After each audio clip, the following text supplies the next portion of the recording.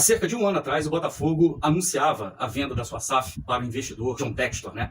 E a torcida ficou eufórica, sonhando com tempos melhores, sonhando com títulos, com grandes conquistas, com grandes times. Passados quase um ano dessa data, como é que estamos hoje em dia? É depois da vinheta que a gente bate um papo.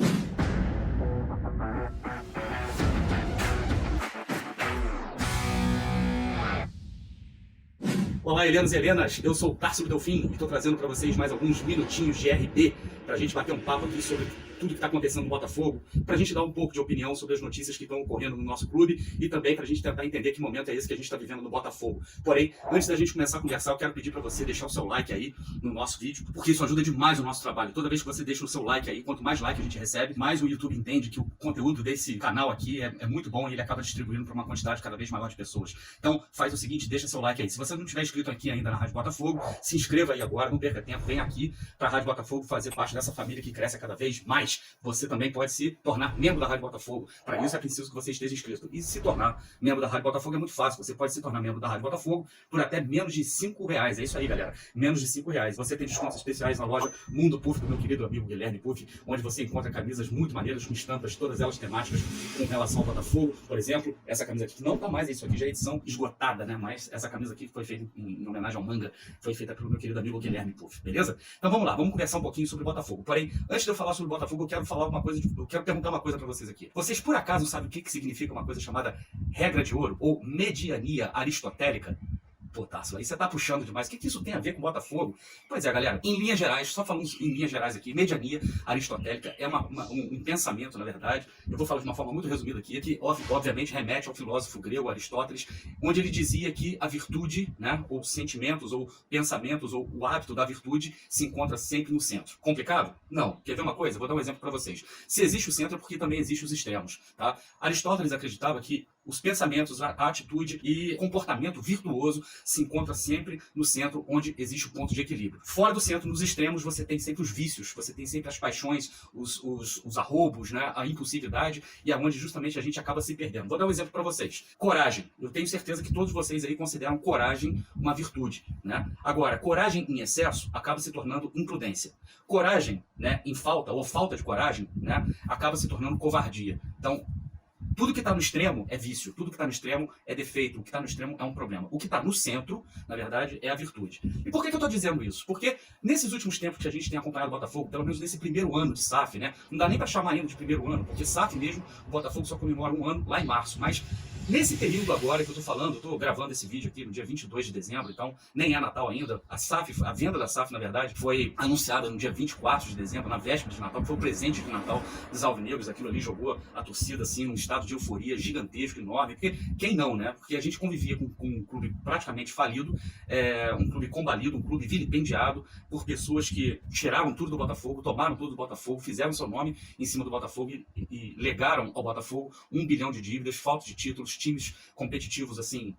A gente pode contar nos dedos quantos foram, pelo menos nos últimos 20 anos. Realmente é uma coisa, a venda da SAF do Botafogo para o John Textor foi uma coisa que nos permitiu voltar a sonhar com um Botafogo do tamanho que todos nós alvinegros sabemos que ele é. Eu não estou querendo aqui fazer um balanço, tá? Mas é que a gente vem acompanhando as notícias, principalmente depois que acabou o Campeonato Brasileiro. A torcida do Botafogo, né, tem por uma característica ser muito exigente. Todos nós somos muito exigentes, nós somos críticos também, né? Todos nós, a torcida do Botafogo. Eu não estou tirando ninguém dessa equação aí, porque o normal do botafoguense é ser assim. Tem uns que chamam, inclusive, o botafoguense de o torcedor mais pessimista do mundo. Eu tenho minhas dúvidas, eu acho que não. Como eu tenho acompanhado canais de outros clubes, vários canais de outros clubes, eu posso afirmar para vocês com certeza. O botafoguense não é o mais otimista, também não é mais o pessimista, e estou para dizer o seguinte, o botafoguense nesse momento se encontra praticamente no centro, se a gente comparar a nossa torcida com as outras torcidas aí afora pelo Brasil, né? Nós não somos nem tão polianos, né, a ponto de achar que nós estamos torcendo para o melhor time do mundo, para o melhor time, que eu digo elenco, né? E também a gente também tem a noção de que a gente não tem o pior elenco na mão. E nesse momento, inclusive, a própria posição do Botafogo no final do Campeonato Brasileiro diz muito isso. É meio de tabela, foi meio de tabela. É claro que a gente quer agora subir o sarrafo, a gente quer melhorar, porque é crescer sempre, né? Esse é o objetivo, é para isso que o John Textor veio para o Botafogo. Porém, a gente se encontra em tempos de muitos extremos, né? A gente não consegue nem falar mal do Botafogo, nem consegue falar bem do Botafogo. Se a gente falar mal do Botafogo, Botafogo, a gente é crítico demais, a gente é mimimi, a gente é reclamão demais. Se a gente fala bem do Botafogo, a gente é colocado como passapano. Então, só pra gente tentar colocar a bola no centro, no meio de campo, até porque eu acredito que futebol sempre se ganha no meio de campo, pra gente colocar a bola no centro do meio de campo de novo, vamos tentar entender o que está acontecendo nesse momento com o Botafogo. A torcida do Botafogo, como eu vinha falando, é muito exigente. Só que todos os outros clubes também têm torcidas exigentes. E muitos dos outros clubes, até por uma questão de necessidade, eu vou citar 4 exemplos aqui: Cruzeiro, Grêmio, Vasco e Bahia. São clubes que estão vindo da Série B, que precisam se reestruturar, que precisam, na verdade, se reformular completamente, porque da Série B para a Série A você tem uma discrepância gigantesca, uma discrepância técnica gigantesca, e eles precisam reformular seus elencos. Sobretudo os clubes que se tornaram SAF e que precisam fazer investimentos volumosos para poder reformular seus elencos. É o caso de Vasco, e é o caso de Cruzeiro, e é o caso do Bahia também. Óbvio que esses clubes vão fazer aquilo que o Botafogo já fez no decorrer do ano de 2022, que é reformular completamente seus elencos. Então, é óbvio que esses clubes precisam apresentar diariamente 2, 3 jogadores, porque esses clubes vão contratar entre 15 e 20 jogadores para poder ter plantel para disputar os campeonatos que estão por vir no ano de 2023. O Botafogo já fez isso lá em março. O Botafogo começou a fazer isso lá em março, na chegada do John Texas. Então o Botafogo já tem uma base formada para disputar os campeonatos de 2023. Base. Eu não estou dizendo que o Botafogo hoje tem um time ideal para disputar os campeonatos de 2023. O Botafogo, e o próprio Luiz Castro fala isso em várias entrevistas que ele já deu, o Botafogo precisa de reforço, o Botafogo precisa ir ao mercado, precisa ter jogadores à sua disposição, principalmente para substituir aqueles jogadores que são chaves do nosso time, como é o caso do Tiquinho, como é o próprio caso do Lucas Fernandes, como é o próprio caso do Eduardo, como é o caso do Adrielson, como é o caso do Cuesta, do Marçal. Então a gente precisa de jogadores para compor o elenco. Nós temos um bom time, mas ainda não temos um elenco equilibrado. Né? Todo mundo sabe disso, eu não estou inventando a roda aqui. Dito isto, tá? O Botafogo, por outro lado, também adotou uma postura muito cautelosa, e todo mundo sabe, isso foi avisado, que a prioridade do Botafogo seria encontrar jogadores como boas opções de mercado. Opções de mercado, leia-se. O Botafogo quer jogadores que estejam em fim de contrato, onde você não precisa pagar a multa rescisória e você vai concentrar esses recursos no pagamento de luvas ou então de salários. Essa coisa de que o Botafogo só quer trazer jogador de graça é errada, é uma opinião errada. O Botafogo não quer pagar multa rescisória, mas nenhum jogador vem para o Botafogo de graça.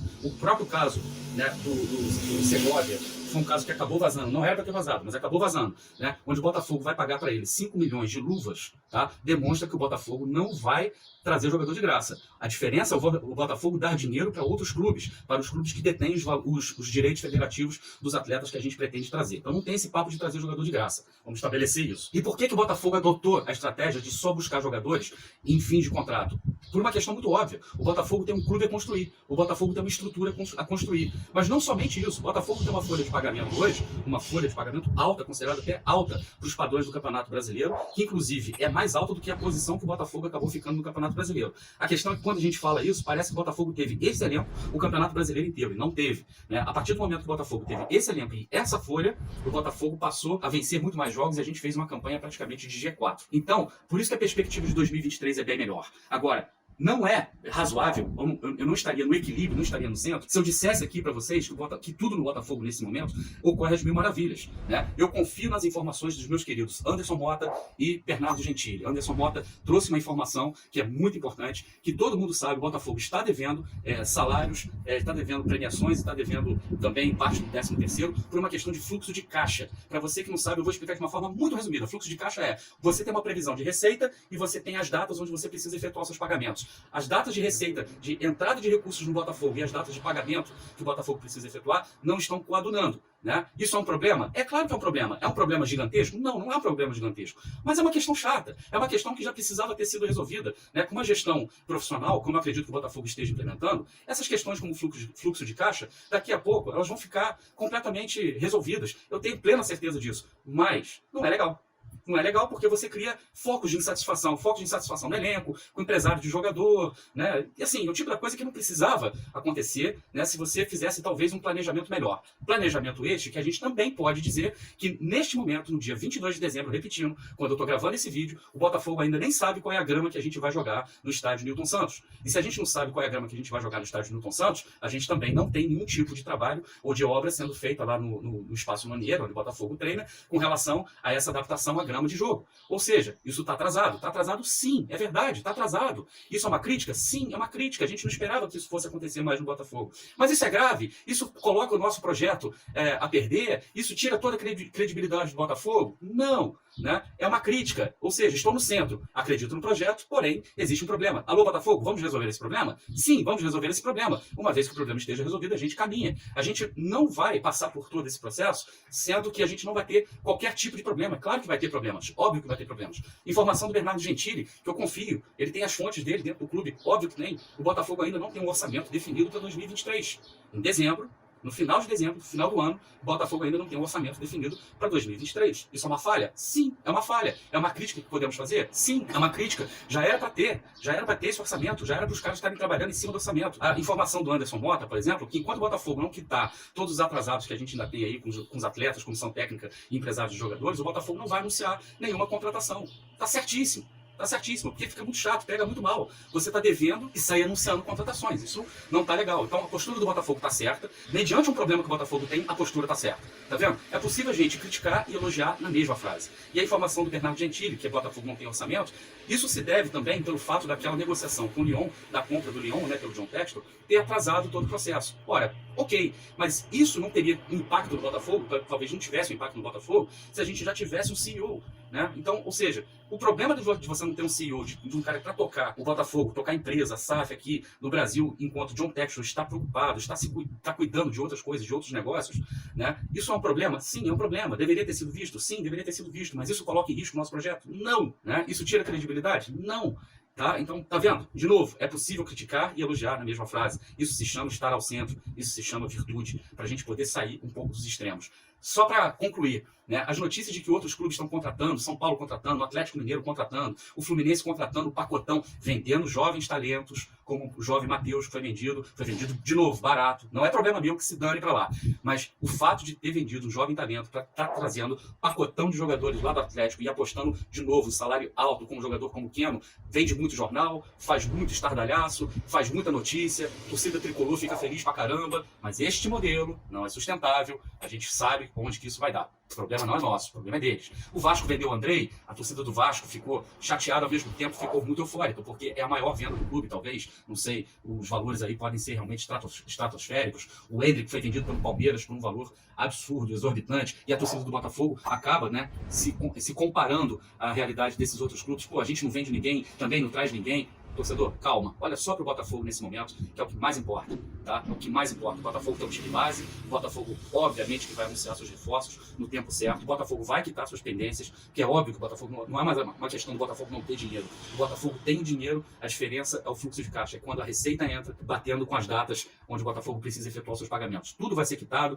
tudo vai ser pago, e a partir daí o Botafogo começa a planejar. Tá atrasado? Tá atrasado. Devia ser assim? Não devia. Mas vai acontecer? Óbvio que vai acontecer, tá? Diria para vocês aí que dentro de tudo aí que está acontecendo, o processo está 90% ok, 85%, 90% ok. Esses 15% aí ficam como áreas para melhorar, beleza? E um último detalhe que eu quero só pontuar aqui para vocês, que seja didático para vocês. O caso Douglas Costa. Entendam de uma vez por todas como funciona o mercado da bola, principalmente nesse período onde especulações chovem de todos os lados. Douglas Costa foi, na verdade, pode até ter sido sondado pelo Botafogo, eu nem duvido. E aí, como é que está o Douglas Costa? Quanto é o salário dele? Né? Ele teria interesse de voltar para o Brasil? Isso é uma sondagem normal. Você pode fazer isso com qualquer atleta. Agora, daí dizer que o Botafogo estava negociando, que tinha reunião marcada, que tinha leilão Botafogo, Flamengo e Grêmio, isso é tudo coisa do empresário, tá? E pior, isso é que eu acho mais chato. O empresário está até no direito dele, é até trabalho dele fazer esse tipo de estardalhaço mesmo para tentar valorizar o seu ativo. Agora, pior, né, são pessoas que deveriam estar honrando sua profissão, trazendo apenas fatos e notícias, estarem a serviço desse tipo de coisa, como foram os jornalistas lá do Sul, que cobrem justamente o Grêmio que tem interesse direto que o Douglas Costa seja negociado com algum clube do Brasil, porque parece que existia uma cláusula lá na dívida que o Grêmio tem com ele, se não me engano, de 3 milhões de reais, uma coisa assim. Caso o Douglas Costa fosse negociado com algum clube do Brasil, essa dívida, né, acabaria extinta. Então, quem tem interesse nisso aí, né? Então, fica aí a dica para vocês, não caiam em todas as notícias, todos os furos, nas especulações de que o Botafogo negocia com A, com B, com C.